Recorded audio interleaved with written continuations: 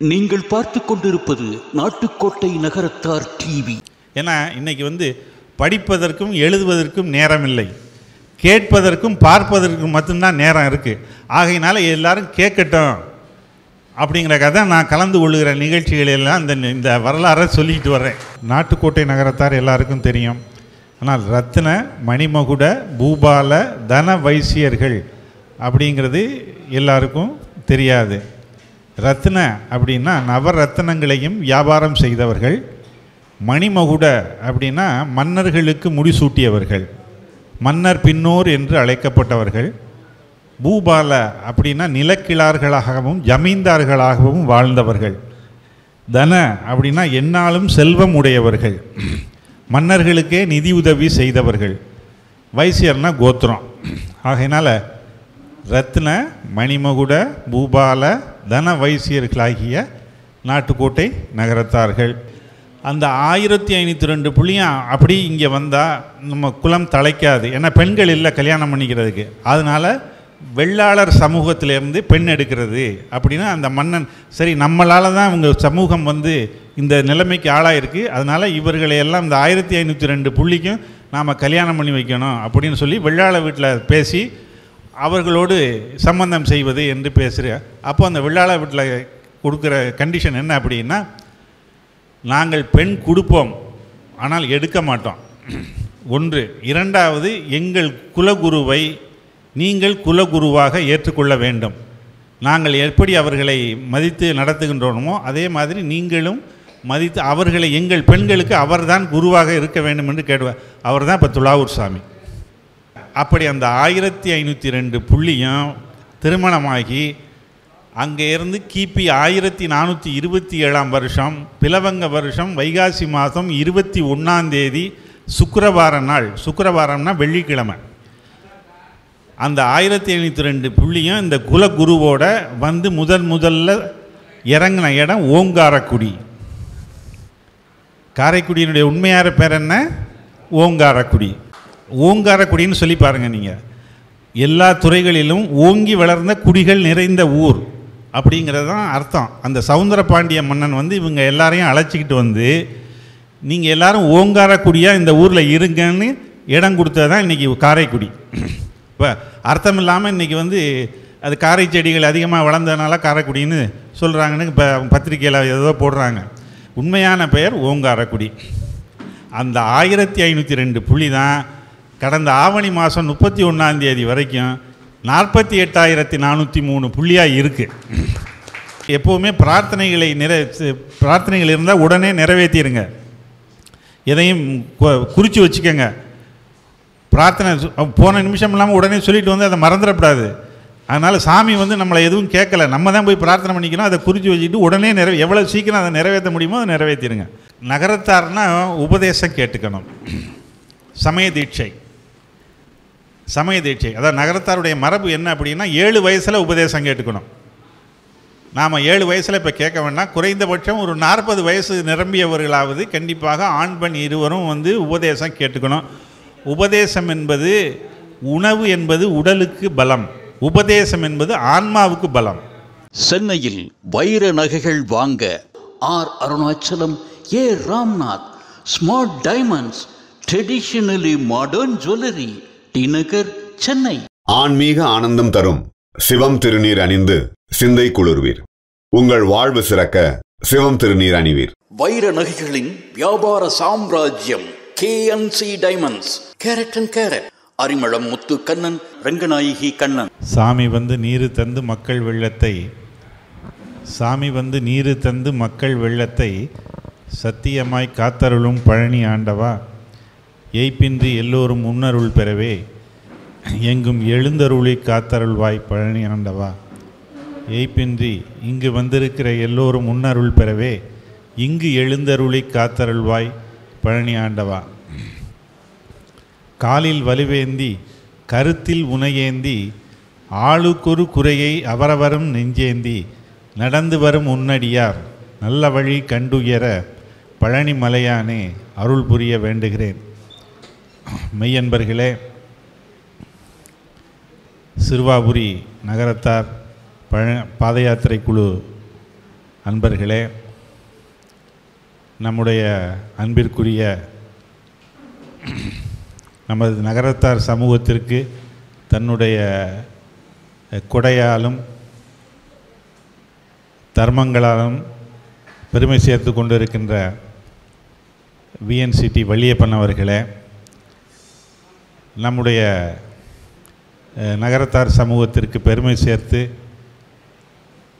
நம்மிடையே மறைந்திருக்கின்ற நம்முடைய நீதியரசர் ARL அவர்களுடைய புதல்வர் சந்துரு அவர்களே, இந்த விழாவிற்கு வருகை தந்திருக்கின்ற ஜமீன்தார் அவர்களே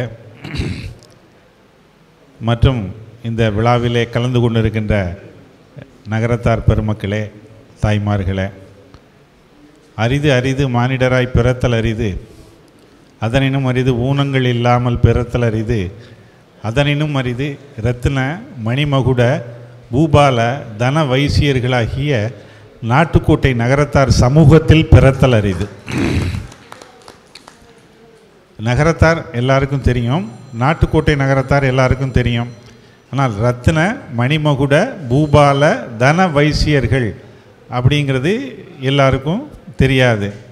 ரத்தின அப்படின்னா நவரத்தினங்களையும் வியாபாரம் செய்தவர்கள், மணிமகுட அப்படின்னா மன்னர்களுக்கு முடிசூட்டியவர்கள், மன்னர் பின்னோர் என்று அழைக்கப்பட்டவர்கள், பூபால அப்படின்னா நிலக்கிழார்களாகவும் ஜமீன்தார்களாகவும் வாழ்ந்தவர்கள், தன அப்படின்னா எந்நாளும் செல்வம் உடையவர்கள், மன்னர்களுக்கே நிதி உதவி செய்தவர்கள், வைசியர்னா கோத்திரம்.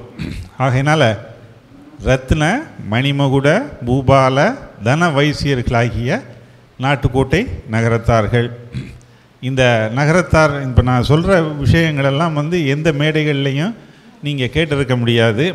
ஏன்னா எல்லாரும் தெரிஞ்சுக்கணும் அப்படிங்கிறதுக்காக நான் கலந்து கொள்ளுகிற நிகழ்ச்சிகளெல்லாம் அந்த நிகழ்ச்சிக்கு முன்பாக இதை நான் எப்பொழுதும் சொல்லுவது வழக்கம். நகரத்தாருடைய வரலாறு எல்லாருக்கும் தெரியணும். எல்லாரும் நகரத்தார் இருக்க அத்தனை பேரும் நகரத்தார் வரலாறை தெரிஞ்சுக்கணும். ஆகையினால் நகரத்தார்கள் ஆதியிலே நாகநாடு என்று சொல்லக்கூடிய நாட்டிலே சந்தியாபுரி என்கிற ஊரிலே வசித்தவர்கள். அதுதான் ஆரிஜின். நாகநாடு எங்கே இருக்குது அப்படின்னா விந்திய சாத்புரா மலை அந்த அந்த பகுதி தான் நமக்கு பூர்வீகம். அங்கேருந்து புறப்பட்டு தொண்டை மண்டலமாகிய காஞ்சிபுரத்திலே சமண மதத்தை தழுவி வசித்து வந்தார்கள். சமண மதத்தில் பரிகாரம் கிடையாது. அதற்கு தப்பு செய்தால் அதுக்கு உடனே தண்டனை தான். அந்த மாதிரி ஒரு மதம் அது. ஆகினால சமண மதத்தை தழுவி காஞ்சிபுரத்திலே வசித்து வந்தார்கள். அதுக்கப்புறம் அந்த மதத்தினுடைய கோட்பாடுகள், அந்த மன்னனுடைய சட்டத்திட்டங்கள்லாம் அவர்களுக்கு ஒத்துக்கொள்ளாமல் அங்கே இருந்து புறப்பட்டு சோழ நாட்டில் காவிரி பூமண்டம் அங்கே சைவ மதத்தை தழுவி அங்கே சோழ நாட்டில் வசித்து வருகிறார்கள். அப்படி வரும்போது அந்த பூவந்தி சோழனுங்கிற அந்த ராஜா நம்முடைய பெண்களை சிறை வச்சிட்றான். அதனால் இவர்கள் அந்த ஆத்மநாத சிவாச்சாரியார் அப்படிங்கிறது தான் குரு. அன்னைக்கு அவர்கிட்ட தங்களுடைய பிள்ளைகள், அதாவது ஆண் பிள்ளைகள் 1502 புள்ளியமும் அந்த ஆத்மநாத சிவாச்சாரியார்கிட்ட கை கொடுத்து, அதாவது தத்து கொடுத்த மாதிரி கொடுத்துட்டு இவங்க எல்லாரும் உயிர் தியாகம் பண்ணிடுறாங்க. அந்த நேரத்தில் பாண்டிய நாட்டிலேருந்து சோழ நாட்டுக்கு அந்த சவுந்தர பாண்டிய மன்னன்கிறவன் ஒரு தூது விடுறான். இந்த மாதிரி என்னுடைய நாட்டுக்கு நல்ல குடிகள் வேண்டும், அதனால் உன்னுடைய நாட்டிலிருந்து என்னுடைய நாட்டுக்கு நல்ல குடிகளை அனுப்பி தர வேணும் பூவந்தி சோழனை கேட்குறான். அப்போ இந்த மன்னர்களுக்கும் இவர்களுக்கும் உள்ள அந்த பிரச்சனை காரணமாக இவர்கள் வேறு பகுதிக்கு செல்வதற்கு முயற்சி செய்து கொண்டிருக்கின்றார்கள். அந்த நேரத்தில் இந்த அழைப்பும் வந்த பிறகு அந்த 1502 புள்ளியும் அப்படி இங்கே வந்தால் நம்ம குலம் தலைக்காது. ஏன்னா பெண்கள் இல்லை கல்யாணம் பண்ணிக்கிறதுக்கு. அதனால் வெள்ளாளர் சமூகத்திலேருந்து பெண் எடுக்கிறது அப்படின்னா அந்த மன்னன் சரி நம்மளால் தான் இவங்க சமூகம் இந்த நிலைமைக்கு ஆளாயிருக்கு, அதனால் இவர்களை எல்லாம் இந்த 1502 புள்ளிக்கும் நாம் கல்யாணம் பண்ணி வைக்கணும் அப்படின்னு சொல்லி வெள்ளாள வீட்டில் பேசி அவர்களோடு சம்பந்தம் செய்வது என்று பேசுகிற. அப்போ அந்த வெள்ளாள வீட்டில் கொடுக்குற கண்டிஷன் என்ன அப்படின்னா, நாங்கள் பெண் கொடுப்போம் ஆனால் எடுக்க மாட்டோம். ஒன்று. இரண்டாவது, எங்கள் குலகுருவை நீங்கள் குலகுருவாக ஏற்றுக்கொள்ள வேண்டும். நாங்கள் எப்படி அவர்களை மதித்து நடத்துகின்றோமோ அதே மாதிரி நீங்களும் மதித்து அவர்களை, எங்கள் பெண்களுக்கு அவர்தான் குருவாக இருக்க வேண்டும் என்று கேடுவார். அவர் தான் இப்போ துலாவூர் சாமி. இப்போ துலாவூர் சாமி வந்து பெண்கள் குரு, அதான் வெள்ளாள விட்டு குரு. அவர் உபதேசம் பெண்களுக்கு அந்த காலத்தில் கேட்டுக்கிட்டது இருக்குங்க. இப்போ பெண்களுக்கு பெண்கள் குரு, இல்லைன்னா ஒரு குரு, ஒரு வம்சத்துக்கு ஒரு குரு தான் இருப்பாங்க. ஆகையினால் அப்படி அந்த 1502 புள்ளியும் திருமணமாகி அங்கே இருந்து கிபி 1427 வருஷம் பிலவங்க வருஷம் வைகாசி மாதம் 21 சுக்கிரவார நாள், சுக்கிரவாரம்னா வெள்ளிக்கிழமை, அந்த 1502 புள்ளியும் இந்த குலகுருவோட வந்து முதல்ல இறங்கின இடம் ஓங்காரக்குடி. காரைக்குடியினுடைய உண்மையான பேர் என்ன? ஓங்காரக்குடி. இப்போ அந்த ஓங்குங்கிற சொல் மறைந்து அர்த்தம் இல்லாமல் காரைக்குடின்னு ஆயிடுச்சு. ஓங்காரக்குடின்னு சொல்லி பாருங்கள். எல்லா துறைகளிலும் ஓங்கி வளர்ந்த குடிகள் நிறைந்த ஊர்னு அர்த்தம். இப்போ காரைக்குடி அப்படி தான் இருக்குது இல்லையா? ஓங்காரக்குடின்னு சொல்லி பாருங்கள் நீங்கள். எல்லா துறைகளிலும் ஓங்கி வளர்ந்த குடிகள் நிறைந்த ஊர் அப்படிங்கிறது தான் அர்த்தம். அந்த சவுந்தரபாண்டிய மன்னன் வந்து இவங்க எல்லாரையும் அழைச்சிக்கிட்டு வந்து நீங்கள் எல்லாரும் ஓங்காரக்குடியாக இந்த ஊரில் இருங்கன்னு இடம் கொடுத்தது தான் இன்றைக்கி காரைக்குடி. இப்போ அர்த்தம் இல்லாமல் இன்றைக்கி வந்து அது காரை செடிகள் அதிகமாக வளர்ந்ததுனால காரைக்குடின்னு சொல்கிறாங்கன்னு இப்போ பத்திரிக்கையில் ஏதோ போடுறாங்க. உண்மையான பெயர் ஓங்காரக்குடி. அந்த 1502 புள்ளி தான் கடந்த ஆவணி மாதம் 31 வரைக்கும் 48,403 புள்ளியாக இருக்குது. இதெல்லாம் வரலாறு, எல்லோரும் தெரிஞ்சுக்கணும். அந்த 1502 புள்ளி தான் இன்றைக்கி 48,403 புள்ளியாக வளர்ந்துருக்கு. ஒரு குடும்பத்துக்கு ஒரு 4 பேர் வச்சாலுமே கணக்கு பார்த்துங்க 2 லட்சம் பேர். அதுதான் இன்றைக்கி நம்மளுடைய சமூகத்தினுடைய பாப்புலேஷன். ஆகையினால் அப்படி வந்த நகரத்தார்கள் தங்களுக்கு 9, முதல்ல 7 உரிமை திருக்கோயில்கள், அப்புறம் 9 உரிமை திருக்கோயில்களை தங்களுடைய உரிமை திருக்கோயில்களாக கொண்டு 9 வட்டகை. 9 நகர கோயில் எல்லாருக்கும் தெரியும். 9 வட்டகை எத்தனை பேருக்கு தெரியும்?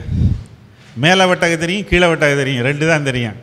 மேலே வட்டகை, கீழே வட்டகை, தெற்கு வட்டகை, 16 வட்டகை, மேலே 10 வட்டகை, கீழே 10 வட்டகை, நீண்டகரை பிரிவு, முறையூர் வட்டகை, உறுதிக்கோட்டை வட்டகை.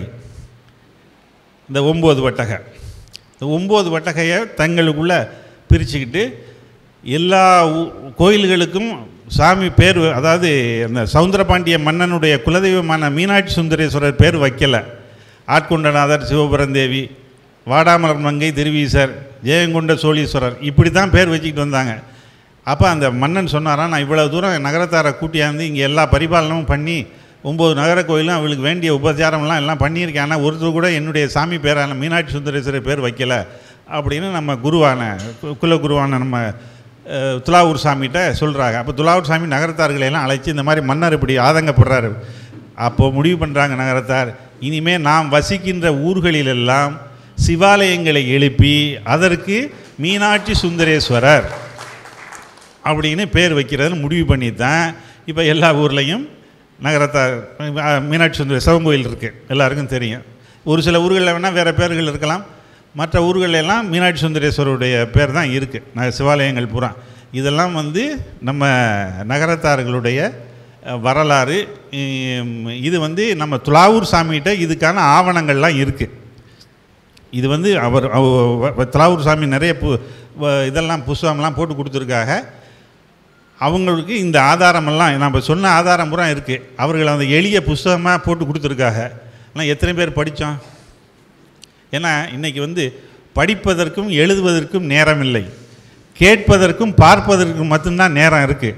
ஆகையினால எல்லாரும் கேட்கட்டும் அப்படிங்கிற கதை நான் கலந்து கொள்ளுகிற நிகழ்ச்சிகளெல்லாம் இந்த வரலாறை சொல்லிக்கிட்டு வர்றேன். ஏன்னா இன்றைக்கி வந்து படிப்பதற்கு எழுதுறதுக்கெல்லாம் இன்றைக்கி நேரம் இல்லை. அப்படி பார்த்தோன்னா உடனே நியூஸ் அவ்வளோதான் முடிஞ்சு போச்சு, ஒரு 2 செகண்டில் மறைஞ்சு போயிடுது. ஆகையினால் இன்றைக்கு வந்து உலகம் விஞ்ஞான உலகமாக இருக்கிறதுனால நம்ம வந்து இதுகளுக்கெல்லாம் நமக்கு நேரம் இல்லை. அந்த காலையில் மெக்கானிக்கல் லைஃப் இன்றைக்கி. ஏன்னா இப்போ அதாவது எத்தனை பேர் வந்து இன்றைக்கி படிக்கிறாங்க, எத்தனை பேர் வந்து பார்க்குறதுக்கு நேரம் இல்லை, படிக்கிறதுக்கு நேரம் இல்லை, அட்லீஸ்ட் கேட்குறதுக்காவது நேரம் கேட்கட்டுங்கிறதுக்காக நான் கலந்து விழுகிற ஒரு 10 பேர் சேர்ந்தால் கூட இந்த நிகழ்ச்சியை நான் சொல்லுவேன். ஏன்னா தெரிஞ்சுக்கிட்டேன். இப்போ நீங்கள் போய் ஒரு 10 பேர்கிட்ட சொல்ல மாட்டீங்களா எல்லாரும்? ஆகையினால் அப்படி வந்த நகரத்தார் சமூகம் இன்றைக்கு வந்து, அதாவது நகரத்தார் சமூகத்தினர் வந்து நம்ம செட்டிநாட்டு பகுதியில் மாத்திரம் இல்லை, எங்கு சென்றாலும் இறைப்பணி செய்வதையே தங்கள் குலப்பணியாக கருதி வாழ்பவர்கள் நகரத்தார்கள். அதற்கு உதாரணம் சிறுவாபுரி. எத்தனையோ இடங்களில் போய் நம்ம தர்மம் பண்ணியிருக்கோம், எவ்வளவோ சிவாலயங்களுக்கு எவ்வளவோ தர்மங்கள் நம்ம செஞ்சுருக்கோம். இன்றைக்கி அதெல்லாம் வந்து நம்ம கணக்கு எடுத்தோம்னா இன்றைக்கி சொல்லிக்கிட்டே இருக்கலாம், எவ்வளோ பேர் வேணாலும் எவ்வளவு தர்மங்கள் ஒவ்வொரு குடும்பத்திலையும் தர்மங்கள் செய்திருக்கிறார்கள். சில குடும்பங்களில் தெரியுது, சில குடும்பங்களில் தெரியலை. ஆகையினால் அவரவர்கள் நம்ம முன்னோர்கள் என்ன தர்மம் செஞ்சுருக்காங்கிறத நீங்கள் ஓரளவுக்கு ஆராய்ச்சி பண்ணி பாருங்கள். கண்டிப்பாக ஏதாவது ஒரு தர்மம் செஞ்சுருப்பாங்க. ஏன்னா நகரத்தார்கள் அதற்காகவே வாழ்ந்தவர்கள், நம்ம ரத்தத்தோடு பிறந்தது. ஆகையினால் அப்படிப்பட்ட அந்த நகரத்தார்கள் தாங்கள் வசிக்கின்ற ஊர்களுக்கு அருகே இருக்கின்ற இந்த மாதிரி ஸ்தலங்களுக்கெல்லாம் ஒரு பாத யாத்திரை, இல்லைன்னா வந்து ஒரு காவடி எடுக்கிறது, இந்த மாதிரி ஒரு அமைப்பு, மகேஸ்வர பூஜை போடுறது, இந்த மாதிரி ஒரு எண்ணம் வந்து நகரத்தாருக்கு தான் வரும். இப்போ சென்னைக்கும் இதுக்கும் 36 கிலோமீட்டர். இந்த 36 கிலோமீட்டரில் இந்த ஸ்தலம் இருக்குது, இந்த ஸ்தலத்தினுடைய மதிப்பு இவ்வளவு பெருமையாக இருக்குங்கிறத உணர்த்தினதே நகரத்தார் தான். அதாவது நான் 1991 அதாவது 80 இவங்க, அதாவது அமைப்பு இல்லாமல் 80லேருந்து வந்துக்கிட்டு இருக்காங்க. 1980லேருந்து பாத யாத்திரை இந்த கோயிலுக்கு வந்துக்கிட்டு இருக்காங்க. ஆனால் ஒரு அமைப்பை உருவாக்கி 1991 நாங்கள் இந்த மாதிரி ஒரு அமைப்பை உருவாக்கி இருக்கின்றோம். சென்னையிலிருந்து பாத யாத்திரையாக அந்த ஊருக்கு செல்ல இருக்கின்றோம், அதனால் அதை வந்து நீங்கள் வந்து தொடங்கி வைக்கணும் அப்படின்னு கேட்டுக்கிட்டாங்க. நான் 1991 இப்போ வரைக்கும் வந்துக்கிட்டு இருக்கேன். இது வரைக்கும் இவர்கள் எந்த நிகழ்ச்சியாக இருந்தாலும் என்னை அழைக்காமல் செய்ய மாட்டார்கள். நானும் எந்த நிகழ்ச்சியாக இருந்தாலும் அதுக்கு வராமல் இருந்ததில்லை. சிறுவாபுரின்னா முதல்ல அதுக்கு தான் இடம். ஏன்னா இங்கே சுவாமி அப்படி, இவர்களுடைய அன்பு ஒரு புறம் இருந்தாலும் வந்து சுவாமியினுடைய சாந்தித்தியம் வந்து இங்கே சிறுவாபுரியினுடைய அமைப்பு வந்து அது நடந்து பாத யாத்திரை வந்தவங்களுக்கு தான் அதனுடைய அருமை தெரியும். ஏன்னா வந்து ஒவ்வொரு பாத யாத்திரை என்பது ஒரு கடுமையான தவம் செய்வதற்கு ஒப்பாகும். அந்த பாத யாத்திரையின் மூலமாக நான் எந்த ஸ்தலத்துக்கு செல்லுகின்றோமோ அந்த ஸ்தலத்தினுடைய அந்த சுவாமியினுடைய அனுகிரகம் நமக்கு பரிபூர்ணமாக கிடைக்கும். அப்படிங்கிறதுக்கு இந்த பாத யாத்திரை ஒரு உதாரணம். ஏன்னா அதை அனுபவித்து பார்த்தவங்களுக்கு தான் தெரியும், வாய்னால் சொன்னால் தெரியாது. அதனால் இன்றைக்கு சின்னம்பேடு என்ற இந்த கிராமம் இன்றைக்கு உலக அளவிலே சிறுவாபுரி என்ற ஊராக மாறி இன்றைக்கி அதை கொண்டு வந்து சேர்த்த பெருமை நகரத்தாருடைய அந்த பாத யாத்திரையின் மூலமாக நான் முதல்ல வந்த ஊரை எப்படி இந்த ஊர் இருந்ததுங்கிறது எனக்கு நல்லா தெரியும். ரோடு வசதி கிடையாது, விளக்கு வசதி கிடையாது, பேருந்து வசதி கிடையாது. இப்போ எல்லா வசதியும் இருக்குது இந்த ஊருக்கு. இந்த ஊரை வந்து பிரபல்யப்படுத்தி இந்த சுவாமியினுடைய பாடல் பெற்ற ஸ்தலம், ஆனால் இடையில வந்து பிரபல்யம் இல்லாமல் இருந்தது. நகரத்தார் சென்றால் ஒரு ஊரையும் ஒரு கோவிலையும் பிரபல்யப்படுத்த முடியும் என்பதற்கு இது ஒரு உதாரணம். எத்தனையோ கோயில்கள் நம்ம வந்து பிரபல்யப்படுத்தியிருக்கோம், எத்தனையோ கோயில்கள். பழனியே வந்து நம்ம நகரத்தார் தான் அந்த காலத்தில். இப்போ தான் வந்து மற்ற எல்லா ஜனங்களும் வர்றாங்க, எல்லாரும் தரிசனம் பண்ணுறாங்க. அந்த காலத்தில் வந்து பாத யாத்திரை, அதாவது தைப்பூச திருவிழாவை பாத யாத்திரை திருவிழாவாக மாற்றிய பெருமை நகரத்தாரையே சேரும். அங்கே வந்து பங்குனி உத்திரம் தான் திருவிழா. பழனியில் வந்து பங்குனி உத்திரம் தான் சுவாமிக்கு திருவிழா. காப்பு கட்டு எல்லாமே பங்குனி உத்திரத்துக்கு தான். ஆனால் அதை விட அதிகமான கூட்டம் வருகிற ஒரு திருவிழா என்றால் தைப்பூசம் தான். அந்த தைப்பூசத்தை உலகுக்கு எடுத்துக்காட்டியது நம்முடைய நகரத்தார் சமூகம் தான். ஆகையினால் அப்படிப்பட்ட இந்த பாத யாத்திரையானது கடந்த அதாவது அமைப்பாக தொடங்கி 1991 இப்போ 33 ஆண்டுகள் முடிந்து 34வது ஆண்டு வருகிற ஆகஸ்ட் மாதம் 9ஆம் தேதி ஆடி கிருத்திகைக்கு இப்போ வரப்போகிறாங்க. 700 பால்குடம் இது வரைக்கும் அதாவது எழுதியிருக்காங்கன்னு சொல்லி கேள்விப்பட்டேன். அந்த சூழ்நிலையில் இந்த விடுதி வந்து அந்த முதல்ல அந்த பாத யாத்திரை வரும்பொழுது இந்த செல்லியம்மன் கோயிலில் தான் முதல்ல அங்கேருந்து தான் பாத யாத்திரை, இந்த மடம் உருவாகலை. அந்த கோயிலேருந்து இந்த ஊரை வலம் வந்து அந்த கோயிலுக்கு போய் காவடி செலுத்தினாங்க. இப்போ இவர்களுக்கு இங்கே மடம் வந்ததுனால நேராக அந்த கோயிலேருந்து அழைச்சிக்கிட்டு வந்து இங்கே பூஜையெல்லாம் மகேஸ்வர பூஜையெல்லாம் நடத்தி காவடி செலுத்துகிறாங்க. அந்த மாதிரி ஒரு அமைப்பு இப்பொழுது உருவாகியிருக்கிறது 2000 அதற்கப்புறம் வந்து 2017 25 ஆண்டுகள் நிறைவு பெற்றதன் விளைவாக இந்த மாதிரி ஒரு விழா நடந்தது.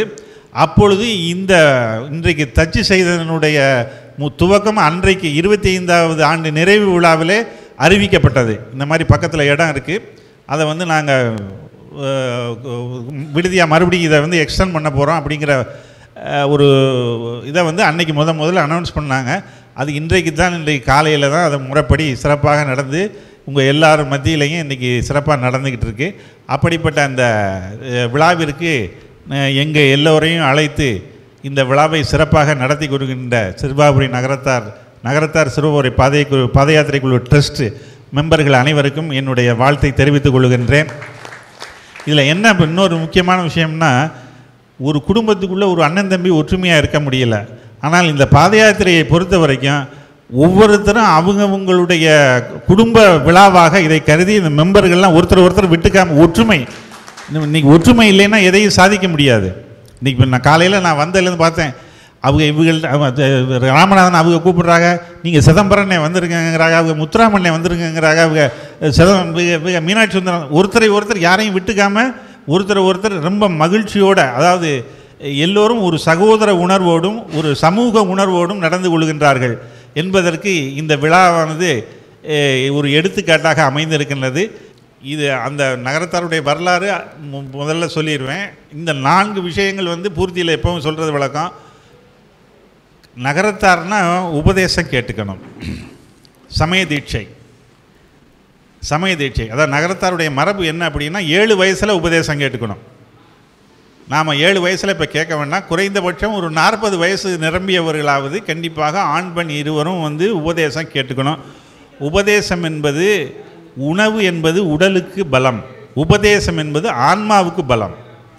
ஆகையினால அந்த நம்ம என்ன வாழ்க்கையில் செய்யலை, நினச்சா செய்ய முடியாது எதுவும் கிடையாது. ஒரு 10 நிமிஷம் அந்த மந்திரத்தை சொல்லி அந்தந்த விஞ்ஞானபூர்வமாக இந்த உபதேசம் அதை வந்து உடலுக்கு நல்லதுன்னு நிரூபிக்கப்பட்டிருக்கு. ஆகையினால நாம் வந்து குறைந்தபட்சம் ஒரு 40 வயது நிரம்பியவர்களாவது கண்டிப்பாக உபதேசம் கேட்டுக்கணும். இது நகரத்தார் மரபு. நாம் செய்ய வேண்டிய வகையிலெல்லாம் விட்டுட்டோம், நமக்கு வரக்கூடாதெல்லாம் வருது. இதெல்லாம் பூசிக்கிட்டிங்கன்னா மூட்டு வலி வராது. நீங்கள் அந்த அவயங்களை நல்லா யோசிச்சு பாருங்கள். மூளை, ஹார்ட்டு, நுரையீரல், வயிறு, மூட்டுகள், கிட்னி, நீங்கள் அதை வந்து தானம் கொள்றதுன்னு பேர். அந்த உபதேசம் கேட்பதை வந்து தானம் கொள்றதுன்னு பேர். அந்த 16 இடங்களையும் நீங்கள் கவனித்து பாருங்கள். எல்லாமே நம்முடைய உடம்பிலே முக்கியமான அவயங்களிலே நாம் அந்த மந்திரத்தை சொல்லி பூசிக்கொண்டோம்னாலும் நமக்கு எந்த வியாதியும் வராது. அந்த காலத்தில் அதெல்லாம் செய்து தான் நம்ம முன்னோர்கள்லாம் வாழ்ந்திருக்காங்க. இப்போ நம்ம அதெல்லாம் மறந்துட்டோம்.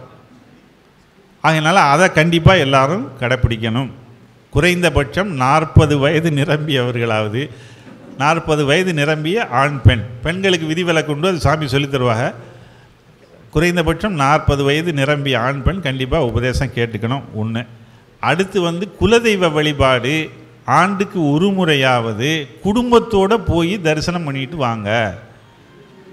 மற்ற தெய்வங்களை வணங்கலைன்னா குற்றம் இல்லை, குலதெய்வத்தை வணங்கலைன்னா குற்றம். ஆகையினால நீங்கள் எந்த நாட்டில் இருந்தாலும் சரி, எந்த ஊரில் இருந்தாலும் சரி, குலதெய்வ வழிபாடு என்பது அவசியம். வருஷத்துக்கு ஒரு முறையாவது கண்டிப்பாக குடும்பத்தோடு போயிட்டு வாங்க. சொந்தக்கார கல்யாணம்னா தான் வெளிநாட்டிலேருந்து வரணுங்கிற அவசியம் கிடையாது. நம்மை காத்து கொண்டு இருக்கிற தெய்வத்தை வணங்குவதற்காக வெளிநாட்டிலேருந்து ஒரு தடவை வர்றதை பற்றி தப்பு கிடையாது.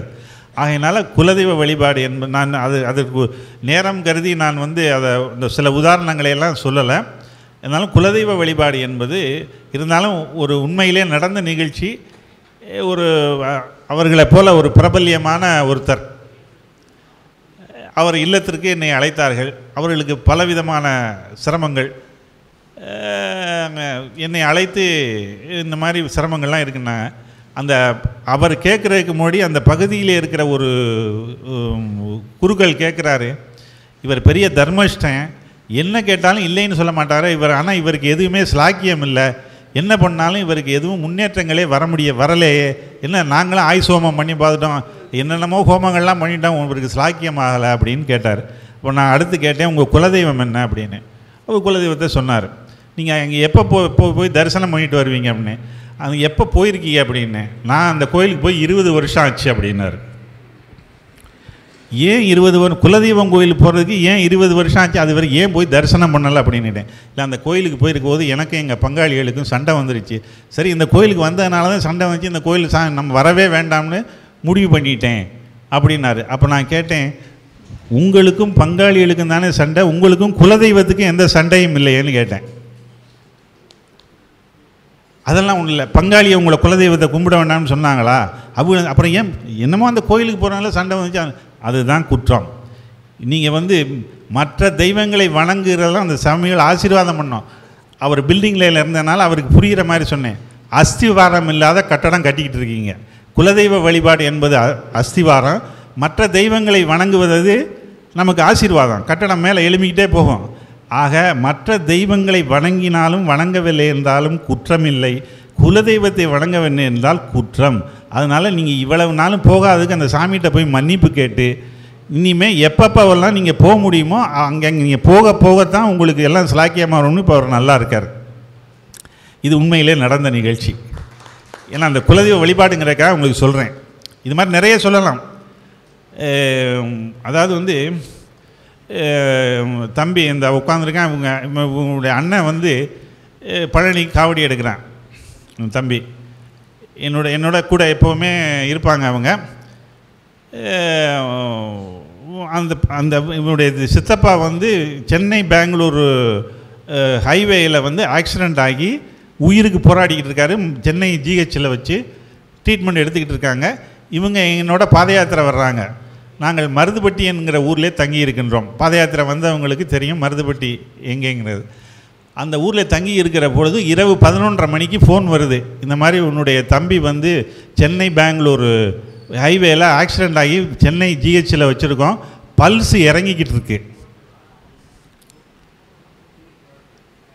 ஆகையினால அது சாமிகிட்ட அப்போ நல்லா பிரார்த்தனை பண்ணிக்கன்னு சொல்லி 11:30 மணிக்கு ஃபோன் வருது. அவன் எங்கிட்ட வந்தான். இந்த மாதிரி அவன் இப்போ ஆக்சிடெண்ட்டில் இந்த மாதிரி பல்ஸ் இறங்கிட்டு இருக்கான், சென்னை ஜிஹெச்சில் வச்சுருக்காங்களாம். அவனும் சும்மா இருந்துடணும், இவனும் காவடி எடுத்துடணும். ஏன்னா அவருக்கு எதாவதுனா இவன் காவடி எடுக்க முடியாது. அதனால் நான் இப்போ உடனே அவர்கிட்ட சொன்னேன், உடனே உங்கள் தகப்பனாருக்கு ஃபோன் பண்ணி வீட்டில் விளக்கேற்றி வச்சு அதாவது எங்களுடைய குலதெய்வம் தான், நம்ம கருப்பையாவுக்கு கிடா வெட்டி பூசை கொடுக்குறவனு வேண்டிக்க சொல்லு அப்படின்னு உடனே வேண்டிக்கிட்டாங்க. நைட்டு 12 மணி இறங்கின பல்ஸு ஏறிடுச்சு. அடுத்த ஃபோன், உயிருக்கு எந்த ஆபத்தும் இல்லை, ஆனால் கோமா ஸ்டேஜ். இது உண்மையிலே நடந்த நிகழ்ச்சி. Coma stage. சரின்ட்டு அன்னைக்கு அந்த பாத யாத்திரை இனி நல்லா முடிஞ்சுது. அவர்கள் அந்த பூஜையை கொடுக்கறதுக்கு ஒரு 1.5 வருஷம் ஆயிடுச்சு. அந்த நேர்ந்துக்கிட்ட பூஜையை கொடுக்கறதுக்கு எப்போவுமே பிரார்த்தனைகள் இருந்தால் உடனே நிறைவேற்றிடுங்க. எதையும் குறித்து வச்சுக்கோங்க. பிரார்த்தனை போன நிமிஷம் இல்லாமல் உடனே சொல்லிட்டு அதை மறந்துடக்கூடாது. அதனால் சாமி நம்மளை எதுவும் கேட்கலை, நம்ம தான் போய் பிரார்த்தனை பண்ணிக்கணும். அதை குறித்து வச்சுக்கிட்டு உடனே எவ்வளோ சீக்கிரம் அதை நிறைவேற்ற முடியுமோ அதை நிறைவேற்றிடுங்க. அவன் 1.5 வருஷம் ஆச்சு. 1.5 வருஷம் ஆச்சுன்னொன்னே அந்த பூஜையை கொடுத்துட்டு அங்கே சாமி அழைக்கிற போது அந்த சுவாமி வந்தோடனே இவங்க போய் முதல்ல விபூதி வாங்குற போது, நீ என்னகிட்ட வேண்டிக்கிட்டோன்னா நான் உயிரை காப்பாற்றிட்டேனே, 1.5 வருஷம் எதுக்கு டிலே பண்ணான்னு கேட்டுச்சு சாமி. நீ வேண்டிக்கிட்டோன்னா நான் உயிரை காப்பாற்றிட்டேன், நீ எதுக்கு இந்த பூஜையை கொடுக்கறதுக்கு எதுக்கு இவ்வளவு சொணக்குன அப்படின்னு கேட்டுச்சு. ஆகையினால் அந்த நம்முடைய உயிர்கள் எல்லாம் குலதெய்வத்தினுடைய கையிலே இருக்கின்றது. குலதெய்வத்தினுடைய அனுமதி இல்லாமல் யமன் நம்மளை தொட முடியாது. ஆகையினால் நாம் குலதெய்வத்தை வணங்கி அந்த சாமியினுடைய ஆசீர்வாதத்தை பெற்றுக்கணும். அப்படிங்கிறக்காக தான் அந்த குலதெய்வம் சொல்ல போனால் நிறைய சொல்லிகிட்டே போகலாம். நேரம் கருதி இந்த 2 மாத்திரம் சொல்கிறேன். அதுக்கப்புறம் முன்னோர் வழிபாடு. இந்த முன்னோர் வழிபாடு என்னென்னா படைப்பு, தவசம், திதி, அமாவாசை, தர்ப்பணம் இதுகள்லாம் சரிவர செய்யணும். நாம் இது செய்யாதனால நிறைய குடும்பங்கள் இன்றைக்கு சிரமத்திலே இருக்கின்றன. இந்த முன்னோர் வழிபாடு சரிவர செய்யாததனால் நிறைய குடும்பங்கள் இன்றைக்கி சிரமத்தில் இருக்கின்றன. ஆகையினால முன்னோர் வழிபாடு அவங்க குல வழக்கப்படி கண்டிப்பாக எல்லோரும் முன்னோர்கள் வழிபாடு செய்ய வேண்டும். அடுத்து இந்த விபூதி எப்படி வாங்கிக்கிறது, எப்படி பூசிக்கிறதுங்கிறது எல்லாருக்கும் தெரியலை. அந்த விபூதி, வி என்றால் தலை சிறந்த கிடைத்திற்கரிய என்று பொருள், பூதி என்றால் செல்வம் என்று பொருள். ஆக அந்த கிடைத்திற்கரிய அந்த செல்வத்தை விரல்களிலோ பேப்பரிலோ ஒரு கையாலேயோ வாங்கக்கூடாது. அப்புறம் எப்படி வாங்கணும்னா, இடது கையை கீழே வைத்து வலது உள்ளங்கையிலே தான் விபூதி வாங்க வேண்டும். அப்படி வாங்கிய விபூதியை இடது கைக்கு மாற்றக்கூடாது. நாம் என்ன செய்யணும், வாங்கின அடுத்த நிமிஷமே இடது கைக்கு மாற்றிடுறோம். இந்த கைக்கு அந்த தகுதி கிடையாது. ஆகையினால அப்புறம் எப்படி அழகாக பூசிக்கிறது? இந்த வலது உள்ளங்கையில் இருக்கின்ற இந்த விபூதியை இடது கையை கீழே வைத்து கொண்டு இந்த 3 விரல்களுக்கு கொண்டு வந்து அண்ணாந்து பார்த்து தான் பூசிக்கொள்ள வேண்டும். தலையை குனிந்து கொண்டு அணிந்து கொள்ளக்கூடாது. விபூதி கீழே சிந்தக்கூடாது. அண்ணாந்து பார்த்து அணிந்து கொண்டால் நம்முடைய உடம்பிலே தான் அந்த விபூதி விழுகும். கீழே விபூதியை சிந்துனா என்னவா பிறப்பியங்கிறதெல்லாம் கேள்விப்பட்டிருப்பீங்க. ஆகையினால அ உ இம், ஆனா ஊனா இம்மன்னா, இது 3 சேர்ந்தது தான் ஓம். அந்த மந்திரம், அந்த விபூதியினுடைய அந்த 3 இது என்ன அர்த்தம் அப்படின்னா, ஓம்ங்கிற மந்திரத்தினுடைய அதுதான் அந்த விபூதி. ஆகையினால இன்னும் சொல்லப்போனால் அந்த விபூதியினுடைய இதை சொல்லப்போனால் சொல்லிக்கிட்டே இருக்கலாம். எந்த சுவாமியினுடைய விபூதியை வாங்குகின்றீர்களோ அந்த சுவாமியை நினைத்து வாங்கி கொள்ள வேண்டும், நினைத்து அணிந்து கொள்ள வேண்டும். சிவசிவா, முருகா, கணபதியே, கருப்பையா, எந்த சுவாமியினுடைய விபூதி வாங்குறீங்களோ அதை நினைத்து வாங்கி கொள்ள வேண்டும், நினைத்து அணிந்து கொள்ள வேண்டும். 2வது, விபூதிங்கிறது சுவாமியினுடைய பிரசாதம். அதை வாங்கி கோயிலே வச்சுட்டு வந்துடக்கூடாது. நாம் என்ன செய்கிறோம், இந்த உள்ளங்கையில் கொடுத்த விபூதியை அவ்வளோதான் கோயிலில் தூண், ஏன்னா தூண்லாம் அதுக்கு தான் வச்சுருக்காங்க. அந்த கோயிலினுடைய தூய்மையும் கெடுத்து நமக்கு கிடைச்ச புண்ணியத்தையும் நீயே வச்சுக்கன்னு கொடுத்துட்டு வந்துடுறோம். விபூதி என்பது சுவாமியினுடைய பிரசாதம். அதை மடித்து வீட்டுக்கு கொண்டு வந்துடணும். ரொம்ப ஆச்சாரமாக சொல்ல போனோம்னா, ஆண்கள் வேஷ்டி தலைப்புலையும் பெண்கள் முந்தான தலைப்புலையும் தான் வாங்கணும் விபூதி. அதெல்லாம் நம்ம செய்ய முடியாது. ஆகையினால வலது உள்ளங்கைகளை வாங்கி இடது கைக்கு மாற்றாமல் அண்ணாந்து பார்த்து அணிந்து கொள்ள வேண்டும். இதை நல்லா தெரிஞ்சுக்கங்க. ஆகையினால இதெல்லாம் நம்ம கடைப்பிடிக்க வேண்டியவை நம்முடைய வாழ்க்கையில். இதெல்லாம் நம்ம கடைப்பிடித்தோம் என்றால் நமக்கு இன்னும் அந்த மாதிரி வாங்கி பூசிக்கிறவங்க இன்றைக்கும் இருக்காங்க, இன்றைக்கும் இருக்கிறார்கள். பெண்கள் பஞ்சாங்க நமஸ்காரம், ஆண்கள் அஷ்டாங்க நமஸ்காரம். 30 வினாடிகள் ஆகும். அஷ்டாங்க நமஸ்காரம் முறைப்படி செய்வதாக இருந்தால் 30 நிமிடங்கள் ஆகும். 30 வினாடிகள் முறைப்படிக்கு செய்யணும். இதெல்லாம் அந்த விபூதியினுடைய எப்படி விபூதி வாங்கி கொள்ள வேண்டும், எப்படி அணிந்து கொள்ள வேண்டும் என்பதற்கான விதிமுறைகள். அதனால் இதெல்லாம் நாம் கடைப்பிடித்தோம் என்றால் அதற்கு தனியான பலன் உண்டு. இது இன்னொரு உண்மையான நடந்த நிகழ்ச்சி. ஏன்னா அது சந்தர்ப்பம் சொல்லக்கூடிய சூழ்நிலை வந்துருச்சு. அதாவது ஒரு அம்மா, விஜயலட்சுமிங்கிற ஒரு அம்மா சமூகங்களை பற்றி ஆராய்ச்சி பண்ணுறாங்க. ஆராய்ச்சி பண்ணி நகரத்தார் சமூகத்தை பற்றி மற்ற சமூகங்களில் இல்லாத 3 விஷயங்கள் அவங்க கண்டுபிடிக்கிறாங்க. அது என்ன அப்படின்னா, எதை தொடங்கினாலும் இறை வழிபாட்டோடு தொடங்குங்கிற ஒரே சமூகம் நகரத்தார் சமூகம், அவங்க எழுதுனது. அடுத்து வயதில் பெரியவர்களுக்கு மரியாதை கொடுக்கிற சமூகம். 3வது பெண்களுக்கு முக்கியத்துவம் கொடுக்கிற சமூகம். அந்த அம்மா எழுதின 3ல் ஒன்று, எதை தொடங்கினாலும் இறை வழிபாட்டோடு தொடங்குகின்ற ஒரே சமூகம், பெரியவர்களுக்கு மதிப்பு கொடுக்கிற சமூகம், பெண்களுக்கு முக்கியத்துவம் கொடுக்கிற சமூகம். அதாவது எவ்வளவு பெரிய ஆளாக இருந்தாலும் கலந்து சொல்கிறேன்னு சொல்லுவாங்க. கலந்து சொல்கிறேன், இப்போ இவங்க ஓப்பனாக சொல்லிட்டாங்க இல்லையா? அதாவது அதனால்தான் நகரத்தார் சமூகம் இன்றைக்கி நல்லா இருக்குது. பெண்களுக்கு முக்கியத்துவம் கொடுத்ததுனால தான் இன்றைக்கு சமூகம் நல்லா இருக்கிறதுக்கு ஒரு முக்கிய காரணம். அந்த அம்மா எழுதுனது உண்மை. இதை நான் காவிரி பூமண்டலத்தில் பேசிக்கிட்டு கேள்வி சொன்னேன். 90% நகரத்தார் பெருமக்கள் ஆட்சிமார்களை கலந்துக்கிட்டு சொல்கிறோமான்னு. ஒருத்தர் எந்திரிச்சு சொன்னார், தயவு பண்ணி 100% சொல்லுங்கள் அப்படின்னாரு. அந்த மாதிரி அப்படி நகரத்தார் அதாவது சாமி அம்பாளுக்கு வளம் கொடுத்தாரு. அதை வளம்னா வெற்றின்னு பொருள். அதாவது பெண்களுக்கு நம்ம வளம் கொடுக்கறதுனால வெற்றி. அதாவது அவங்க நமக்கு ஒரு ஆணின் வெற்றிக்கு பின்னால் ஒரு பெண் இருக்கிறாள் அப்படிங்கிறதெல்லாம் நம்ம சமூகத்தில் வந்து பரிட்சாத்தமாக உணர்ந்த உண்மைகள். அதை இப்போ அவங்க வைரவன் வந்து நான் சொன்ன மாதிரி அவங்க உண்மையிலே நகரத்தார் அந்த அம்மா சொன்னதை நிரூபிச்சிட்டாங்க. இப்போ இது உண்மையிலே நடந்த நிகழ்ச்சி.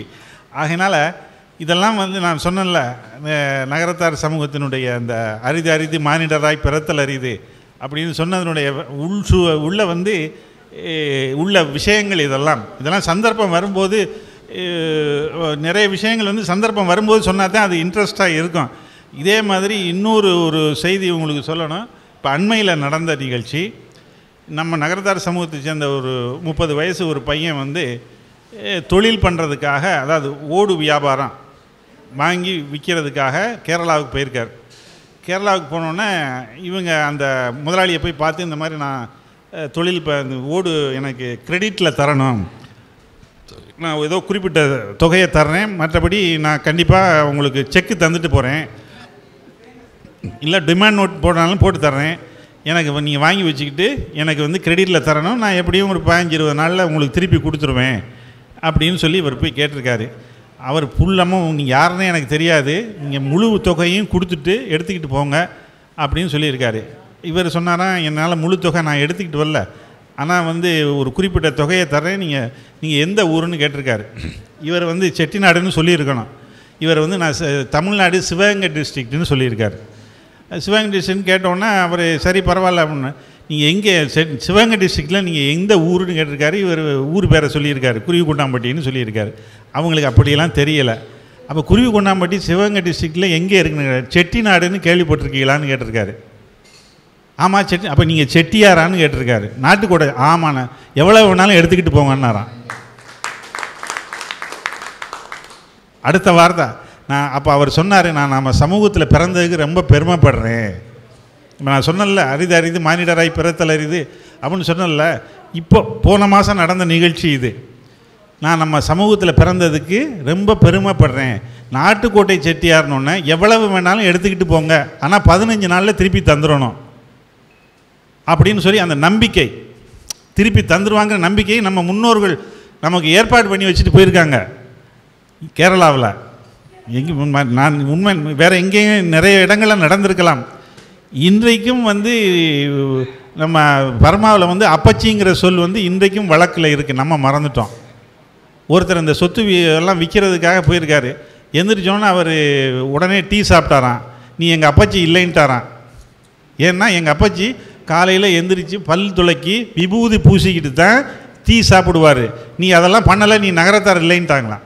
அப்போ எந்த அளவுக்கு நம்மளுடைய பாரம்பரியம் பர்மா விட்டு வந்து எவ்வளவு நாளாச்சு. இன்றைக்கும் அவர் அந்த செட்டியார் போயிட்டு வந்தவர் சொன்னார், நான் தெரியாமல் நான் இங்கே சாப்பிட்ற மாதிரி டீயை சாப்பிட்டேன், அவன் நீ அப்பச்சி இல்லைன்ட்டேன். எங்கள் அப்பச்சி வந்து காலையில் எந்திரிச்சு கைகால் முகம் கழுவி பல் துளைக்கி விபூதி பூசிக்கிட்டு தான் டீ சாப்பிடுவார், நீ அதெல்லாம் பண்ணலை, நீ நகரத்தார இல்லைன்ட்டாரான் அவர். நான் நம்ப முடியாது.